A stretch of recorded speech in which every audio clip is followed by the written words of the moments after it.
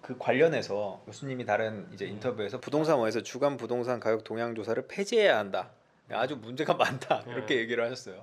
이렇게 일침을 놓으신 배경이 있다면? 우선은 그거는 공식력 있는 기관에서 정말 공식력이 없는 데이터를 일반인들에 공개함으로써 본인의 공식력을 깎는 거예요.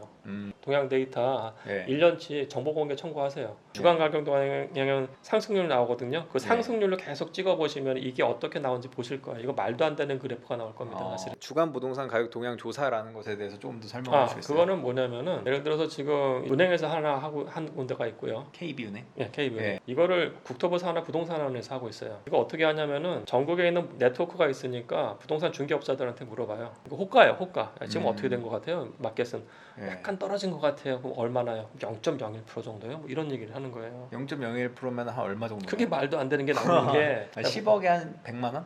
10억이면은 이게 1%가 1,000만 원이잖아요. 네. 거기서 0.01%는 10만 원이에요. 10억짜리 주택이 지난 일주일 동안 10만 원 오른 것 같아요. 이게 말이 되냐고요. 그 10만 원의 근거가 뭐냐고요, 도대체. 그것도 물어봐서 한 거예요. 그거를 공식력 있는 기관이 지난주 대비 지금 0.01% 오른 것 같습니다. 뭐 3주 만에 처음에 이런 소리를 하면 사람들이 공식력이니까 하니까 오른 거 아니야? 뭐 이러는 거예요. 그게 절대 아니에요. 그러니까 우리가 부동산 단타가 아니고 장타기 때문에 작년 3, 4분기부터 모든 지역, 모든 아파트 단지 같은 아파트 단지의 평형대의 평균가하고 최고가를 보세요. 그때 찍고 다 떨어지고 있어요. 이거를 전혀 못 잡아내요. 주간 가격 동향이라는 거는. 그러니까 이게 문제가 뭐냐면 첫 번째는 조사 자체도 조사 자체가 문제가 있는 거고요. 두 번째는 우리가 국토부 실거래가 거대한 데이터베이스 전수조사한 걸 다 내보내요.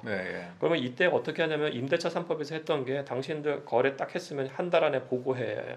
그러면은 내가 오늘 했으면은 이번 주 안에도 거래를 보고할 수 있겠습니다만 다음 주나 다다음 주나 4주 안에 하면 되는 거예요. 그죠? 근데 그럼 주간 가격 동향이 무슨 의미가 있냐고요. 내가 이번에 했는데 3주에 리포트를 했다고 하면은 지금 빠져 있는 거예요. 이거 당장 폐지해야 돼. 그러니까 절대 이건 믿지도 마세요. 보지도 마시고. 제일 잘못된 거예요.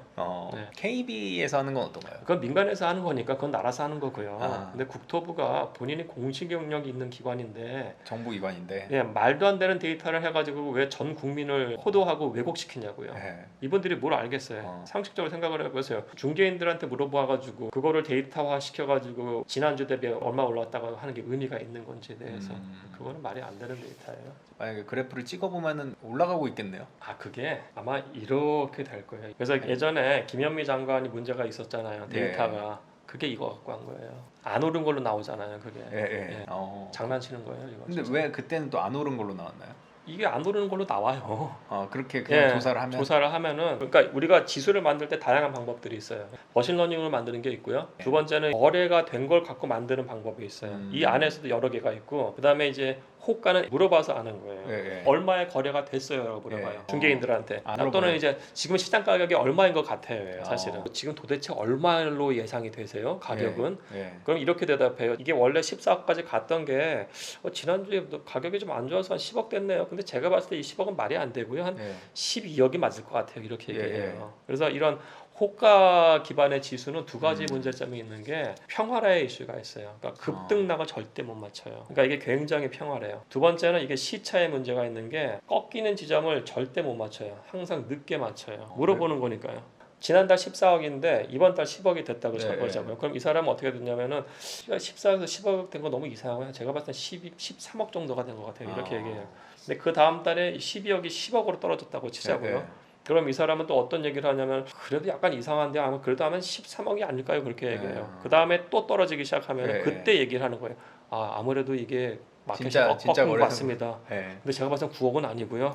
한 10억이 맞을 것 같아요. 그러면은 꺾이고 이렇게 꺾였는데 여기서는 이렇게 그 다음에 시차를 두고 꺾이게 돼요. 이게 또 큰 문제가 뭐냐면은 주택 담보대출 할 때 KB 인덱스 갖고 하거든요. KB 인덱스가 어떤 일이 있냐면은 가격이 폭락했을 때 평화라가 되어 있어서 그 폭락 가격을 얘기를 안 하고 약간 높은 가격을 얘기를 해줘요. 그리고 폭등했을 때 이거 이상하니까 약간 좀 낮은 가격을 해요. 그래서 예전에 LTV 80%였어요. 그러면 제가 만약에 10억에 샀다. 근데 그럼 10억 가격으로 얘기를 안 해요. 이거 마켓 가격은 10억은 아니고요. 옛날에 14억까지 갔던 거기 때문에 12억이 맞아요. 그럼 12억에서 0.8을 한다고요. 그럼 그게 대략 한 9억 얼마가 돼요. 그러면은 이 사람은 몇 천만 원 있으면 집을 사는 케이스가 돼요. 그러니까 이 인덱스의 문제점 뭐냐면은 평활하기 때문에 가격이 폭락했을 때도 높은 수준의 가격을 얘기를 할 거예요. KB 인덱스는 담보대출도 훨씬 많이 훨씬 많이 받을 수 있어요. 오히려 그리고 폭등할 때는 그걸 제대로 반영을 반영 못하죠. 못해요. 예. 지금 최근에 집 산 사람들이 좀 싸게 산 사람들이 대출이 생각보다 많이 나오는 아, 그거예요. 네, 케이스가 그거예요. 그런 예, 비슷한 예, 케이스가 예. 있는 것 같습니다. 예. 그래서 국토부에서 뭐 혁신을 한다고 하면 우선 주간 가격 동향식 예. 당장 폐지해야 되고요. 이 인덱스부터 여러 개 만드시고 그리고 그다음에 이제 국민은행에 또 애로 사항이 없는 건 아니에요. 왜냐면은 이 집주인들이 자기들 가격 높여달라고 계속 밀어넣어요, 사실은. 그래서 인덱스를 여러 군데서 만들어서 경합시켜가지고 괜찮은 인덱스를 얘기를 해줘야 돼요. 지금 같이 하면 안 돼요. 지금의 지수들은 문제가 있으니까 그거를 참고는 하지 말아야 된다. 우선 약간 좀 그렇죠. 예. 그리고 그걸 관리하시는 분들은 빠르게 바꿔주세요. 빨리 바꿔야지. 예. 왜냐하면 시민들이 잘못된 지수를 예. 갖고 지금 본인들의 경제 행위를 할 가능성이 높잖아요. 예. 그러니까 마치 날씨를 내일 알려주는데 하나도 안 맞는 날씨만 계속 알려주고 있어서 예. 뭐 그런 상황인 것 같은데 이제 서울 부동산의 현황은 어떤지. 지금 엄청나게 꺾이고 있고요. 예. 지금 사실은 되게 중요한 거는 제가 봤을 때는 그 작년에 3, 4분기 때의 그 최고가하고 지금의 이제 매도 호가 중에서도 최저가를 보셔야 됩니다. 예. 왜냐면 매도 호가가 되게 높게 부르는 데가 있어요. 근데 매도 호가가 최저가는 거기도 안 산다는 얘기거든요. 그러니까 이게 어떻게 보면 가격인 거예요, 사실은. 그죠? 이것도 안 사는 거예요. 그럼 최고가하고 최저가와의 갭 같은 것들을 봤을 때 서울시 3,000세대 단지 평균 20% 떨어졌어요. 예. 한 7, 8개월 만에. 예. 그리고 이제 동시에 또 다른 걸 뭘 봤냐면은요. 매도가 그러니까 직전 최고가하고 동일 평형 때의 예. 최저가를 봤을 때 이것도 거의 20% 떨어졌어요. 그러니까 가격이 지금 폭락하는 상황이 약간 좀 꽤 심각해요. 근데 왜 전문가들 중에서는 아직도 그 하반기에 상승할 것이다라는 사람들이 꽤 많고 뭐 오히려 그게 뭐 중립 혹은 상승을 만약에 같이 묶는다면은 그쪽이 더 많은 지금 상황인데 그 본인들은 사실이라고 하세요. 그러면 최근에 어떤 한 언론사에서 전문가 의견 한 14명인가 15명의 표를 만들어 봤는데 그 표에서 보면은 이제 중립 혹은 상승이 많고 하락은 의외로 많지 않았던 그걸 보고서 말씀을 드린 겁니다. 그래서 그 전세든 집값이든 뭐 오르는 쪽을 많이 체크를 하시는 것 같은데 그쪽하고는 의견이 많이 다르시다. 아주 다르다. 저는 완전히 다르고요. 지금 완전 보수적으로 봐야 되는 타이밍이고, 그러니까 부동산이라는 게 공간 시장하고 금융 시장으로 나뉘어요. 네. 그러니까 공간 시장 같은 경우에 금융 시장이 안정적이라고 했을 때, 네. 다른 변수들이 안정적이라고 했을 때 공급량이 굉장히 줄어들었다. 당연히 네. 가격은 올라가는 거죠. 네. 근데 지금은 압도적으로 공간 시장의 문제가 아니고 이건 전 세계적 차원에서의 문제예요.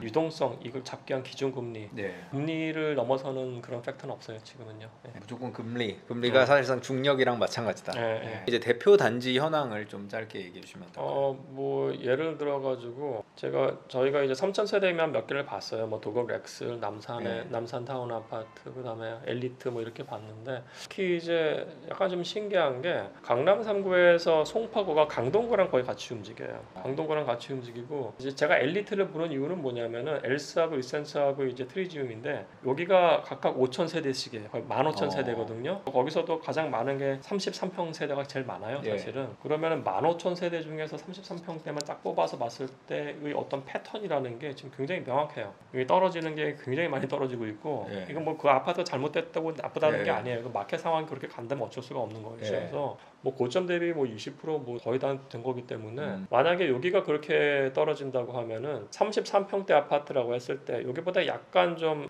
아파트 가격 수준이 높은 데가 역삼동이에요. 역삼동에 있는 개나리 아파트, 진달리 아파트도 지금 재개발된데 거기가 대치동보다 싸요. 한 디스카운트가 20% 되세요. 몇십 년 동안 계속. 잠실, 역삼동, 대치동 뭐 이래요. 제가 봤을 때는 여기서 그렇게 떨어진다고 하면은 투자자 입장에서 봤을 때 여기는 더 떨어지고 여기 그렇게 떨어졌어 하면은 이제 여기도 떨어지기 시작을 하는 거예요. 사실은 역삼동도 떨어지기 시작할 거예요. 여기가 떨어지면 대치동도 같이 내려갈 거예요. 사실. 그러니까 이게 시차의 문제이지 같이 가는 부분이 좀 굉장히 많을 것 같고 다만 지금 제가 봤을 때는 우선은 20% 하락은 그냥 안고 가는 거예요. 작년 고가 대비. 근데 벌써 20%까지 하락한 데들이 나타났어요. 최저가 대비 뭐 예를 들어서 남산 타운 아파트 같은 경우에는 벌써 이렇게 떨어지는 것들이 보이거든요. 왜냐면 리모델링 이슈가 있음에도 불구하고 고가가 10억 넘게 찍었는데 저가 찍은 게 이번에 같은 평형 때요. 12억 4천 찍었더라고요. 꽤 많이 떨어졌잖아요.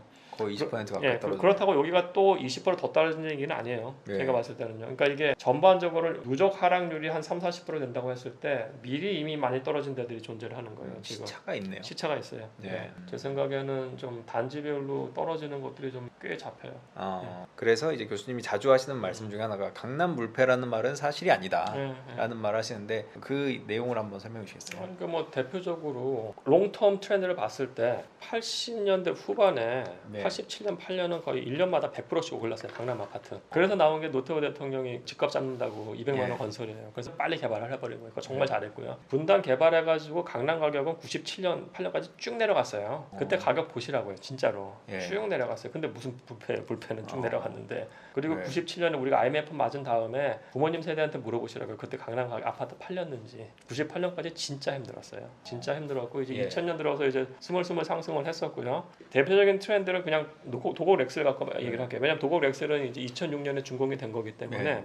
대치동에 있고 그리고 이제 앞으로 리모델링 이슈도 없어요. 여기는. 네. 그렇다고 한다고 하면은 이 아파트의 33평대만 봤을 때 2006년 딱 나왔을 때 이 아파트가 15억까지 가요. 예. 그 당시에 엄청나게 빠르게 상승해요. 그 다음에 이게 훅 꺼져요. 얘는 2008년 금융위기 맞으면서 그때 20% 떨어져요. 예. 급등했다가 급락해요. 그리고 이제 이명박 정권이 이자율을 대폭 낮추면서 원상 회복해요. 13, 14억까지. 예. 그 다음에 2012년까지 쭉 떨어져요. 10억대까지. 그래서 이 15억의 최고가 샀던 분들, 2006년이에요. 그것도. 예. 그때 14억 이상이 한 7건 거래됐는데 이분들이 이 가격에 돌아오는 게 2017년이에요. 딱 10년 걸렸네요. 강남도 한번 물리면 10년 걸려요. 10년. 근데 무슨 불패냐고요. 물론 이건 어. 있어요. 서울 같은 경우 상승 트렌드 안에서의 이 사이클이에요. 네. 예를 들어 가지고 도난동의 한신 아파트도 이제 3,000세대 이상이거든요. 네. 거기도 꽤 커요. 근데 이제 여기서도 재밌는 게 강남이 고가에서 물렸을 때 그 고가 가격에 돌아가는 시간이 10년이면은 예. 도남 한신도 보시면은 고가에 물린 분도 있거든요. 2007년 8년에 예. 그거는 7년 안에 회복했어요. 음. 그럼 우리가 불패가 뭐냐를 어떻게 보느냐에 따라서 어디가 더 빨리 회복했냐면은 그 강북일 수 있는 거예요. 어. 근데 그건 뭐냐면 이거예요. 고가 아파트하고 중저가 네. 아파트를 봤을 때 이 변동성이라는 게 예. 고가 아파트가 원래 더 커요. 왜냐하면 그 훨씬 위험 자산이기 때문에 예. 완전 자산이 아니에요. 고가 아파트가 이러면은 중저가 아파트가 이래요.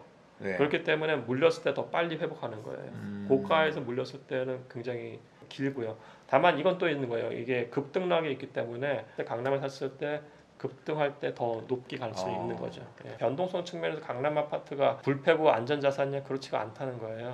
예. 더 리스키하기 때문에 하이 리턴인 거죠, 사실. 그러니까 강남 불패라고 무조건 연끌에서 샀다가는 10년을 물릴 수도 있다. 10년 물려요. 예. 진짜. 다만 회복을 할 가능성이 더 높다. 회복할 때 더 빠르게 회복할 거다. 회복할 먼저 때. 회복한다. 네. 네. 그게 이제 강남이 네. 좋은 점이다. 그렇죠. 예. 구독, 좋아요, 알림 설정까지 부탁드립니다. 20만 가자!